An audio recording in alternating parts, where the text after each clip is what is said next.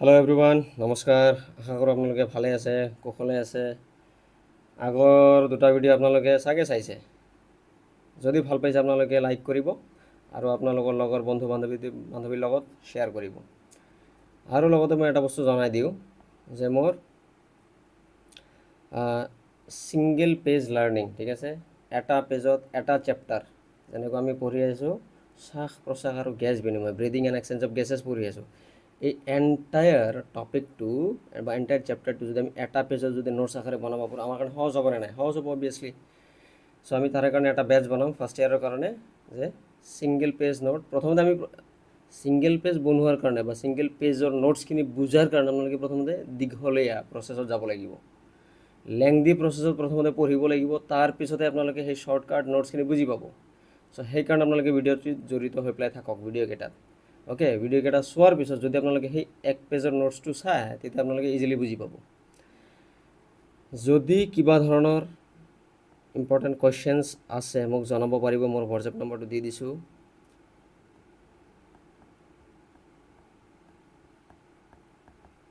এইটো নম্বৰত আপোনালোকে হোৱাটছএপত জনাব পাৰিব, হোৱাটছএপ যোগেদি পেলাই।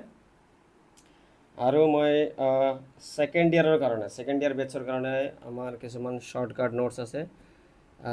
যেনেকুৱা আপোনালোকক যদি দেখাওঁ মই, চাওক, জেনেটিক্সৰ chapter, principle of inheritance variation, ঠিক আছে, Mendel's law of inheritance of one gene. Okay, ইয়াৰে তিনিটা কনচেপ্ট আছিলে, ল আছিলে, concept of dominance, law of segregation and law of independent assortment. আৰু লগতে আপোনালোকৰ মনোহাইব্ৰিড, ডাইহাইব্ৰিড, ক্ৰছ লিংকেজ, গোটেই বস্তুখিনি এটা পেজত আছে।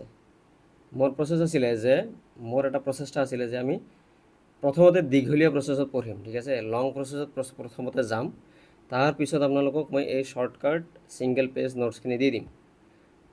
চ' তাৰে কাৰণে আপোনালোকে ভিডিঅ'কেইটা গোটেইখিনি চাব লাগিব। ছেকেণ্ড ইয়াৰৰ বেটছ মই এইটো সোনকালে ষ্টাৰ্ট কৰিম। প্ৰথম 100টা বেটছ, 100জনৰ বেটছ ষ্টাৰ্ট কৰিম। So' first comer will be free. প্ৰথম 100টা ষ্টুডেণ্টৰ কাৰণে টোটেলি ফ্ৰী জুম ক্লাছ বা গুগল মিটত আমি পঢ়াম। আপোনালোকে জড়িত হোৱাৰ কাৰণে কণ্টেক্ট কৰক, কমেণ্টত জনাওক। সোনকালে মই এটা হোৱাটছএপ গ্ৰুপ বনাম আৰু টেলিগ্ৰাম গ্ৰুপ বনাম, তাতে মই গোটেইখিনি বস্তু শ্বেয়াৰ কৰি দি দিম। এতিয়া চাওক, হিউমেন ৰিপ্ৰডাকশ্যনৰ গোটেইখিনি বস্তু ইয়াত আছে, male reproductive system, female reproductive system, গোটেইখিনি বস্তু ইয়াতে আছে। আপোনালোকৰ গেমেটোজেনেচিছ, স্পাৰ্মেটোজেনেচিছ, ওজেনেচিছ, আপোনালোকক নালাগে নেকি যে এইখিনি বস্তু যদি আপোনালোকে যদি বৰ্ডত আহে, আপোনালোকে যদি এইখিনি লিখে, যদি স্পাৰ্মেটোজেনেচিছৰ বিষয়ে যদি কুৱেশ্যন সোধে, আপোনালোকে যদি এইখিনি লিখে আৰু ডায়েগ্ৰাম সহকাৰে যদি লিখে, আপোনালোকে যদি 5 মাৰ্কৰ কুৱেশ্যন পায়, তাতে 5 নাপাবনে? ওজেনেচিছ। চ' লিখাখিনি অপটিমাম লিখা আছে, এনেকুৱা নহয় যে লিখাখিনি কমাই দিছোঁ, তেনেকুৱা নহয়। লিখাৰ লগতে ডায়েগ্ৰামখিনিতো ফ'কাছ কৰা গৈছে। চ' তাৰে কাৰণে আপোনালোকে কণ্টেক্ট কৰক। ইয়াতে চাওক, ৰিপ্ৰডাক্টিভ হেল্থ, এইখিনি বস্তু আছে। চ' মোৰ প্ৰচেষ্টা এটা হ'ব যে ছিংগল পেজত আপোনালোকে নোটছ বা সোনকালে ৰিভিজন কেনেকৈ কৰে বা আৰু ছিংগল পেজ লাৰ্ণিং এটা প্ৰচেষ্টা এটা মই ল'ম। এতিয়া আহোঁ ফাৰ্ষ্ট ইয়াৰৰ কাৰণে তেনেকুৱা মই এটা প্ৰচেষ্টা ল'ম। তো ফাৰ্ষ্ট ইয়াৰৰ ল'ৰা ছোৱালী যিমান আছে, অসমীয়া মাধ্যমৰে হওক, ইংৰাজী মাধ্যমৰে হওক, আপোনালোকে জনাওক। এতিয়া চাওক, আমি এইটো ভিডিঅ'টোত পঢ়িম লাং ভলিউম এণ্ড কেপাচিটিছ, ঠিক আছে, শ্বসন আয়তন আৰু শ্বসন ক্ষমতা। এতিয়া কেছটো হ'ল যে আমি শ্বসন আয়তন আৰু শ্বসন ক্ষমতা কিয় পঢ়োঁ? লাং ভলিউম এণ্ড লাং কেপাচিটিছ, why do you study? Because by studying lung volume and lung capacities, we can understand the health of our respiratory system.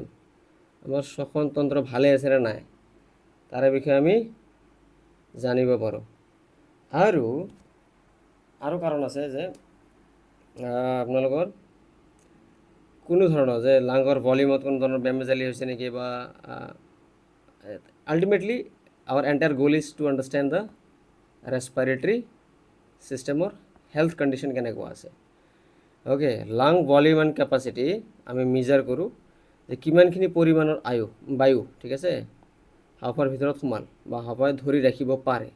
Okay, a lungs can hold amount of air that a lungs can hold. Okay, আৰু লগতে তাৰে জোখ মাখ, ঠিক আছে, measure of the amount of air, কিহৰ, কিমানখিনি বতাহ বাহিৰলৈ উলিয়াই দিওঁ আৰু কিমানখিনি বতাহ লওঁ, ঠিক আছে, কিমানখিনি বতাহ লওঁ আৰু কিমানখিনি বতাহ বাহিৰলৈ উলিয়াই দিওঁ, তাৰে মেজাৰমেণ্টক আমি লাং ভলিউম এণ্ড লাং কেপাচিটি বুলি কওঁ। এতিয়া লাং ভলিউমখিনি চিটুৱেশ্যন লৈ পেলাই চেঞ্জেছ হয়। আপুনি ৰিলেক্স হৈ পেলাই আছে, আপুনি ৰিলেক্স হৈ পেলাই ভাত চাত খাই লৈ পেলাই একদম চিল কুল মাইণ্ডত আছে, বহি পেলাই বেডত মোবাইলত ৰিলছ চাই আছে, তেনেকুৱা কণ্ডিশ্যনত আপুনি কিমান পৰিমাণৰ বায়ু লৈ আছে আৰু উলিয়াই দি আছে, আপুনি এবাৰ চাওকচোন আপুনি নিজৰ লগতে চেষ্টা কৰক। আপুনি ৰিলেক্স হৈ পেলাই পিছপিনে এটা গাৰু এটা দি পেলাই আৰামছে ভৰিটো মেলি দি পেলাই আৰামছে শ্বাস লৈ আছে, বাহিৰত উলিয়াই দি আছে, কিমান পৰিমাণ? খুব কম পৰিমাণৰ বায়ু। আৰু আপুনি এটা চেষ্টা কৰক, 2 কিলোমিটাৰমান খোজকাঢ়ি আহি পেলাই আপুনি তেতিয়া শ্বাস প্ৰশ্বাস লওক, তেতিয়া অবভিয়াছলি আপোনাৰ বডিৰ ভিতৰত বেছিকৈ বায়ু যাই আছে, বেছিকৈ বায়ু ওলাই আছে, হয় নে নহয়? ঠিক আছে। চ' কণ্ডিশ্যন লৈ পেলাই লাং ভলিউম চেঞ্জেছ হয়। এটা বা দুটা লাং ভলিউম, এটা বা তাতকৈ বেছি লাং ভলিউম মিলি পেলাই কি হয়? কেপাচিটি হয়, ক্ষমতা। তো কেপাচিটিটো পঢ়াৰ আগতে আমি লাং ভলিউমটো আগতে পঢ়িব লাগিব, দিছ ইজ মষ্ট ইম্পৰ্টেণ্ট। এতিয়া চাওক, লাং ভলিউমটো আমি 4টা ভাগত ভাগ কৰিছোঁ। এটা হ'ল tidal volume, inspiratory reserve volume, expiratory reserve volume and residual volume. Tidal volume মানে কি? জোৱাৰী আয়তন। জোৱাৰী আয়তন মানে কি? সাগৰৰ ঢৌ সদায় এটা ফলত আহি আছে সাগৰৰ ঢৌ আহেনে নাই? কণ্টিনিউৱাছ ৰিদমত আহি আছে, তো তাৰে পৰা নামটো আহিছে কি? Tidal volume. ঠিক আছে। আমি নৰ্মেল কণ্ডিশ্যনত, ঠিক আছে, নৰ্মেল কণ্ডিশ্যনত বা ৰিলেক্স কণ্ডিশ্যনৰ পৰা মোৰ নাম মনত আহিল ৰিল কণ্ডিশ্যনত, যেতিয়া আমি ৰিলছ স্ক্ৰল কৰি থাকোঁ ৰিলেক্স হৈ পেলাই। তো নৰ্মেল কণ্ডিশ্যনত যি পৰিমাণৰ বায়ু লওঁ, ইনস্পায়াৰ কৰোঁ আৰু উলিয়াইও দিওঁ, নৰ্মেল কণ্ডিশ্যনত যি পৰিমাণৰ বায়ু লওঁ আৰু উলিয়াই দিওঁ, তাক আমি কি বুলি কওঁ? টাইডেল ভলিউম বুলি কওঁ। আৰু তাৰ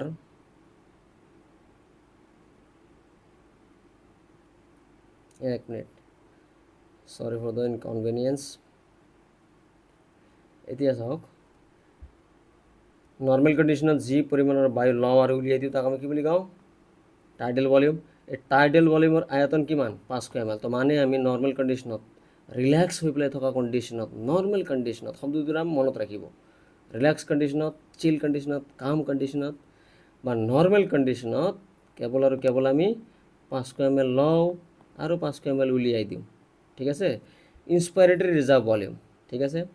নৰ্মেল কণ্ডিশ্যনত যে আমি বায়ুখিনি ল'লোঁ, আমি 500 ml যে ল'লোঁ, নৰ্মেল কণ্ডিশ্যনত লোৱাৰ পিছত যদি আপুনি চেষ্টা কৰি চাওকচোন নিজৰ লগত, নৰ্মেল কণ্ডিশ্যনত আপুনি ইনস্পায়াৰ কৰিছে, তাৰোপৰি আৰু চেষ্টা কৰকচোন, আৰু ল'ব পাৰি আছে নে নাই? অবভিয়াছলি পাৰি আছে, ল'বতো পাৰি আছোঁ মই। তো এডিশ্যনেল এমাউণ্ট অফ এয়াৰ, ঠিক আছে, অতিৰিক্ত পৰিমাণৰ বায়ু কাৰ ফলত? ঠিক আছে, নৰ্মেল কণ্ডিশ্যনৰ পিছত, মানে টাইডেল ভলিউমৰ পিছত আমি অতিৰিক্ত পৰিমাণৰ যি পৰিমাণৰ বায়ু ল'ব পাৰোঁ। কিন্তু কেনেকৈ ল'ব পাৰোঁ? তাৰে কাৰণে আমি জবৰদস্তি কৰিব লাগিব, জোৰকৈ যে ল'ব পাৰোঁ। ঠিক আছে। সাধাৰণ বা নৰ্মেল কণ্ডিশ্যনৰ পিছত ৰিলেক্স কণ্ডিশ্যনত যি পৰিমাণৰ বায়ু ল'লোঁ, তাৰে পিছত যদি আমি জোৰকৈ লওঁ, ফ'ৰ্চফুলি যদি লওঁ, আমি আৰু ল'ব পাৰোঁ, আৰু সেই কণ্ডিশ্যনক আমি কি বুলি কওঁ? ইনস্পাইৰেটৰী ৰিজাৰ্ভ ভলিউম। আৰু তাৰ আয়তন কিমান? 8000 পৰা 3000। ঠিক আছে। এক্সপাইৰেটৰী ৰিজাৰ্ভ ভলিউম, এইটো তাৰ বিপৰীত। আমি নৰ্মেল কণ্ডিশ্যনত যে বায়ু লৈছিলোঁ, টাইডেল ভলিউম যে লৈছিলোঁ, টাইডেল ভলিউমখিনি আপুনি ওলাই দিয়ক, মাইনাছ কৰক।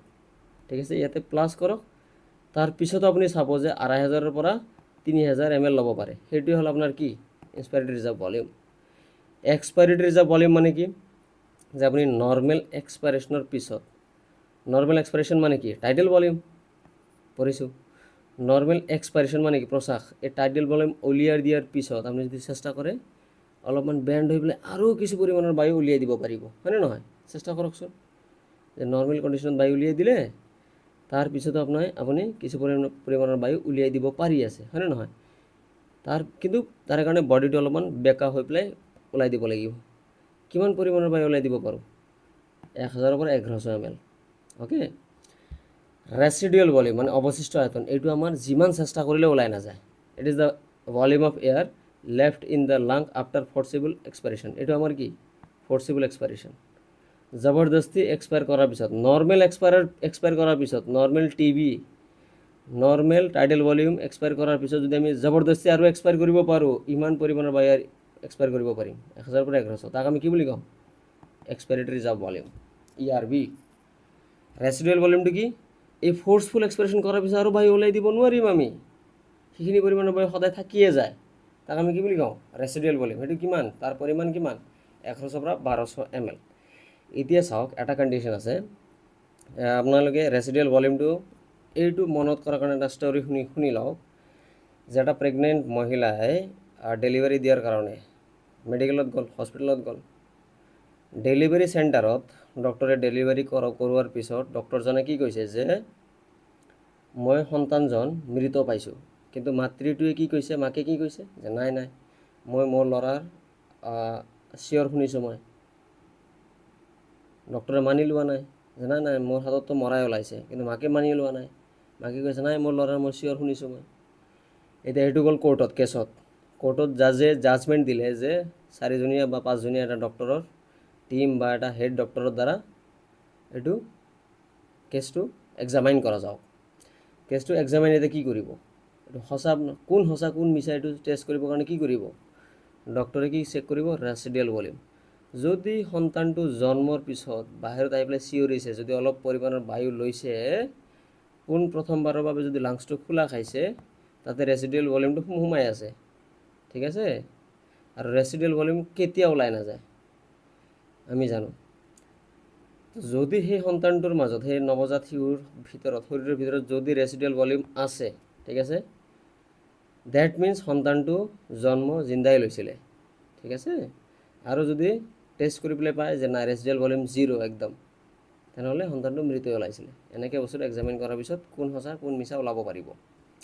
এতিয়া আপোনালোকৰ মনত থাকিব লাং ভলিউম 4টা পালোঁ। এতিয়া আহক আপোনালোকৰ লাং কেপাচিটিছ। লাং কেপাচিটি আকৌ 4টা, ইনস্পিৰেটৰী কেপাচিটি, এক্সপিৰেটৰী কেপাচিটি, ঠিক আছে, ফাংচনেল ৰেচিডিয়েল কেপাচিটি, ভাইটেল কেপাচিটি আৰু টোটেল লাং কেপাচিটি। ইয়াতে এক্সপিৰেটৰী কেপাচিটিটো নাই।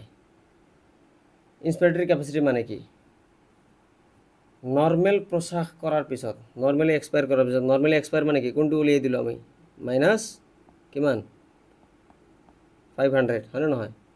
নৰ্মেল এক্সপায়াৰ কৰিছোঁ মানে কি, টাইডেল ভলিউম এক্সপায়াৰ কৰিছোঁ, দেট ইজ টাইডেল ভলিউম। তো নৰ্মেল এক্সপায়াৰ কৰাৰ পিছত আমি শৰীৰত টোটেল কিমান, টোটেল মেক্সিমাম কিমান বায়ু ল'ব পাৰিম, মাইনাছ ইমানখিনি যে ওলাই দিছোঁ এইখিনিও ল'ব পাৰিম, প্লাছ 500 ml ল'ব পাৰিম। আৰু লগতে আৰু কিমান ল'ব পাৰিম, ফ'ৰ্চফুলি আৰু 2500 পৰা 3000 ল'ব পাৰিম নে নাই। নৰ্মেল এক্সপাইৰেশ্যন কৰাৰ পিছত, আমি কিমান কি ল'ব পাৰিম, টাইডেল ভলিউম ল'ব পাৰিম, লগতে জবৰদস্তি এইটো ল'ব পাৰিম, হয়নে নহয়। এতিয়া চাওক, maximum volume of air that can be inspired, maximum volume কৈছে দেই, এইটো মনত ৰাখিব, maximum volume of air that can be inspired after what, after normal expiration. Normal expiration কৰাই দিয়াৰ পিছত, মানে নৰ্মেল জোৱাৰী আয়তন, মানে নৰ্মেল টাইডেল ভলিউম, মানে নৰ্মেল সেই 500 ml উলিয়াই দিয়াৰ পিছত আমি মেক্সিমাম কিমান ল'ব পাৰিম, যিমান 500 ওলাই দিলোঁ সিমানখিনিতো ল'ব পাৰিমেই।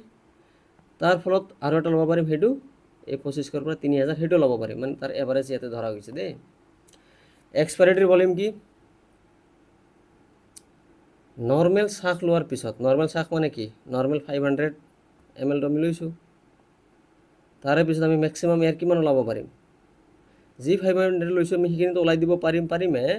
তাৰ লগতে আমাৰ এক্সপাইৰেটৰী ৰিজাৰ্ভ ভলিউম, যোনটো আমাৰ কিমান আছিলে, 1000 পৰা 1100, আপোনালোকে পিছৰ শ্লাইডত যাই পেলাই চাওক, এক্সপাইৰেটৰী ৰিজাৰ্ভ ভলিউমটো আছিলে 1000 পৰা 1100, তো 1000 পৰা 1100 প্লাছ 500, এই দুটা মিলি পেলাই কি হ'ব, এক্সপাইৰেটৰী কেপাচিটি।